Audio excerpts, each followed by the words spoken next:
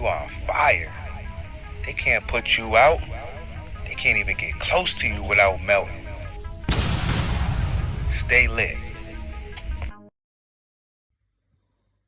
Hello everyone, welcome back to the Mike Armstrong podcast show, which I'm hosting on the Mike Armstrong Speaker YouTube channel. And today I'm going to record episode 10 of the 30-day challenge, YouTube growth challenge I've set myself to record and post an episode every day on my YouTube channel. And today I'm going to do a creative thought of the day. I done one of these the other day about wind turbines, and this is a thought I've had on growing the sport of rugby. I quite like the sport of rugby. I've been following it for a long time, since I was about 7 years old, really. I'm a big Welsh rugby fan and a big British Lions rugby fan. But I was thinking about the structure of global rugby and how it could be blended together.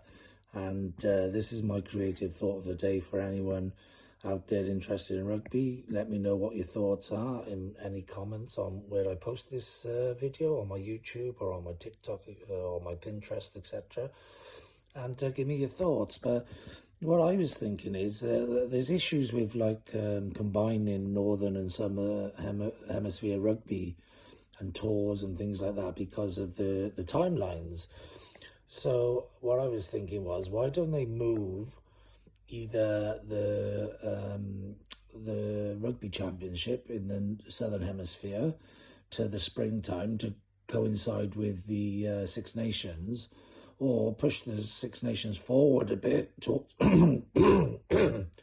the summer to coincide with the rugby championship, so that both play the same time, making it even then, because when there's the autumn tests, the Northern Hemisphere international teams are always undercooked, and the Rugby Championship are normally fully cooked because they've just finished the Rugby Championship season, and the Northern Hemisphere players haven't played since the spring when the Rugby Six Nations was on.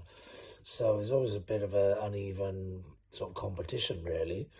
And obviously the out-of-sync seasons makes it difficult for, North versus South internationals, etc.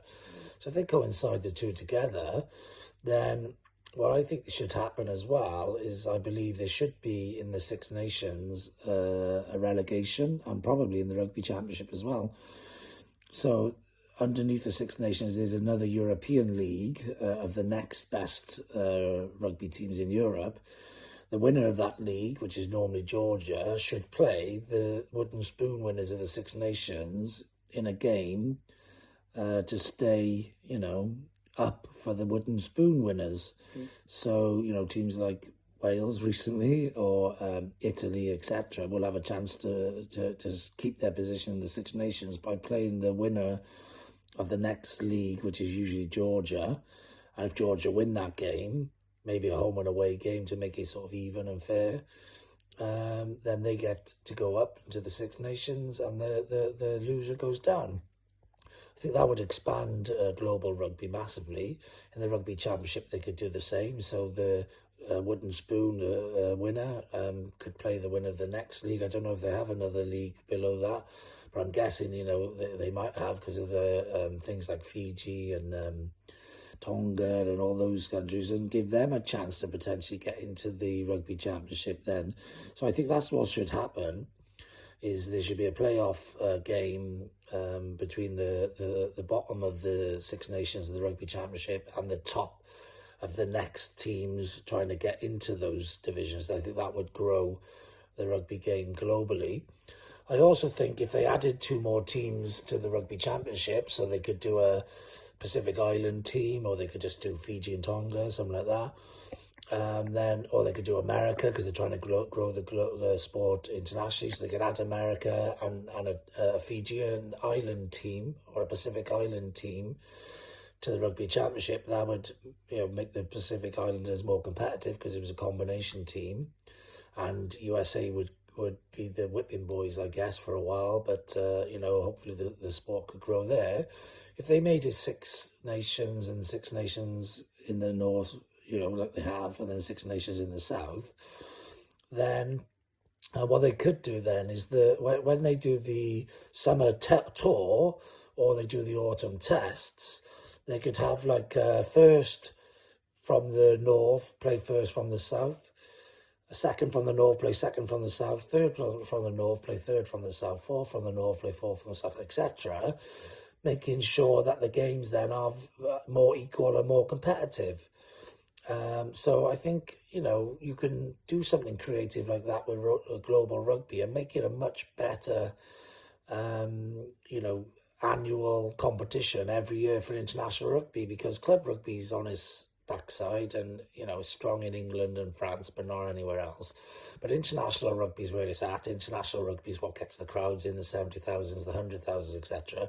So they should do more with international rugby, and if they made it Six Nations, and then they all get to play each other, etc., you can see where people really are in the world regularly, and you won't just get, summer tours and autumn tests that are unmatched and unequaled, etc., and not really, competitive and and not really equal. So I think that's my thoughts for World Rugby. IRB seem to be very slow with trying to grow the world globally. The Six Nations have been the Six Nations for a long time, and maybe even they should make it Seven Nations and Seven Nations. Georgia deserve a chance to get in. They've been knocking on the door for such a long time, like Italy were. So maybe they should make it the Seven Nations in the north with Georgia in, and then the next league below, and then do the relegation, dogfight between the bottom of the Seven Nations or Six Nations and the top of the next league. And in the championship, the rugby championship, they'd have to go to maybe a home and away fixture rather than a home and away fixture. So either a home or away like they do in the Northern Hemisphere to get the games in. But if they made it Seven Nations there, then you've got the four there is at the moment. Obviously, Argentina's made a good impact since they joined.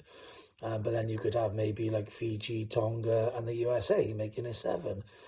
Going to grow the global competition and the global participation in rugby massively.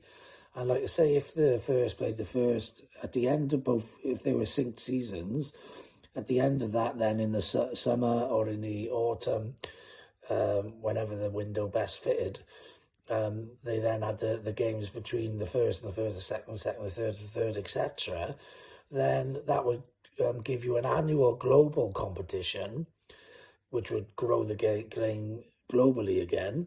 But it wouldn't be like a World Cup, where everyone plays everyone and you see who the best of the world is. That's still sacred for every 4 years, but you still get to see some good competitive global competition.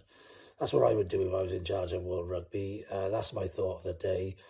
Let me know what your thoughts are and if there's any other ideas you have. But I think this would grow the game massively internationally and get the crowds and the bums on seats, which is what you want to get the money into the game and to get the TV deals, which gets more money in the game, etc. So that's my thought. Nothing else to say other than have a great day. I know I will. And thanks very much for listening. Cheers. Bye-bye.